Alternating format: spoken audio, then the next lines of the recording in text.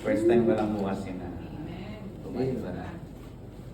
Yung sa Pinas po, pinatayo po ako nung pastor na para ma-MC. Pero nung sa kalagitnaan ko, pinasa ko uli sa kasi sa sobrang hiya po.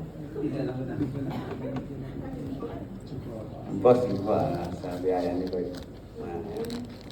Makibuwas po tayo sa ating Bible sa Proverbs 3, 9 to 10 po.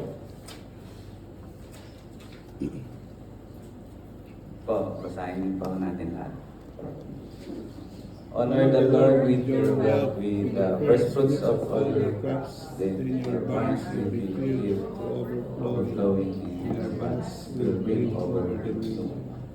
Sa Tagalog, parangalan po natin si Yahweh sa pamamagitan ng iyong kayamanan at mula sa iyong mga pinakamainam na ani siya ay iyong hanugan. Sa gayon, kamaling mo ay laging naapaw. Sisigla na inumin ay hindi nga matutuyuan. Amen. Yun po sa pagbibigay daw po sa Panginoon. We are not just giving, but also it's parts of honoring Him. Amen. At yun po, sa kahit na yung maliit man o malaking bagay na ipagkaloob natin kay Lord, pagkabukat po sa loob natin yun, ina-appreciate niya po yun. And ina-acknowledge niya rin po yun. Kaya po yun sa... May isa pong hindi ko alam kung alam niyo na po yung kwento na yun na may isa pong pulubi na pag-alagala lang po sa kalye. Tapos po, nakita po siya ng isang big boss. Tapos nung nadaanan po siya, naawa po yung big boss sa kanya. Tapos sabi niya, nakakaawa ka naman dahil dyan, gusto kitang tulungan at bigyan kita ng isang magandang negosyo. Sabi niya gano'n. Tapos hindi na dalawang isip yung pulubi. Siya, nagpasalamat po dun sa big boss na yun. Then nung tumagal po ng tumagal, lumago po yung business nung pulubi. Hanggang sa makuha niya na po yung lahat ng gusto niya. Tapos, nabibili niya na lahat pa ng mga magandang magagamang sasakyan, pati mga bahay. At nagkaroon pala sila ng deal ng big boss na kahit paano sana mabigyan siya ng bahagi dun sa parang magiging niya, shareholder din. Tapos, yun nga, sa una, nakakapagbigay siya. Pero nung habang tumatagal, parang naisip nung pulubi nung dating pulubi na, parang paghihirap ko naman to, bakit ko isi-share pa dun sa big boss na yon.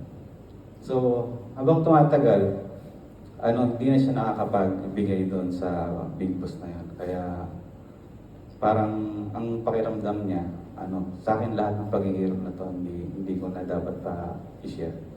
Tapos nung tumagal, parang nalugi lahat ng mga niya. Nung pinaghirapan niya, nasunog yung business niya. Tapos yung mga sasakyan niya na, yun nga, parang naibenta kasi parang nalulong din siya sa mga sugat. Ayun, baga, yung big boss na yun, baga sa atin kung i-relate natin, si Lord po pala yun. Baga, i-share lang po natin yung talagang para sa Kanya kasi hiram lang naman po natin lahat ang meron tayo dito sa mundo. Kaya yun, kapag po binibless tayo, mas okay po na ibigay po natin, ibalik po natin sa Kanya yung nararapat. Yan po. Tapos sabi nga po dito, lahat ng meron tayo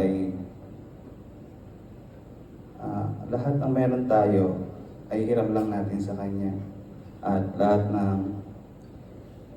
ng ito ay hindi niya hinihiling na ibalik ng buo. Pero dahil pinoprosper niya tayo, kumbaga, yung pagiging generous natin is ibalik natin sa Kanya. Yan po. Let's all pray na po para sa Lord favor. Yes Lord, muli po kami nga lumalapit sa inyong pong trono. Nagpapasalamat po kami Lord sa lahat ng pagpapala na inyong pong pinagkakaloob sa bawat isa Lord. Tunay nga Panginoon na well provided po kami Panginoon dahil sa inyo. At kung may time man Panginoon na nagkukulang kami Panginoon ay hinihingi po namin ito ng kapatawaran sa inyo Panginoon. At patuloy nga po Panginoon na karapat-dapat lamang na lahat ng natatamo namin sa aming buhay ay maibalik po namin Panginoon sa inyo Panginoon. Nang sa ganun Panginoon ay magkaroon Panginoon na kagandahan po ang aming mga buhay Panginoon na patuloy mong i-bless Panginoon ang bawat isa Panginoon sa amin. Maging sa aming pamilya Panginoon, sa financial Panginoon, or other aspects Lord ng aming buhay Lord ay patuloy Panginoon na ikaw po Panginoon ang magpo-provide ito Lord Jesus. Lord, minsan pa Panginoon na lahat po Panginoon ng aming pong ialay para sa iyo lamang Panginoon na naway i-bless mo at patuloy Panginoon na lumago Panginoon para sa iyo pong gawain ito lamang Lord. Ito po ang aming samang tanang sa tayo na ng aming si Jesus. Amen.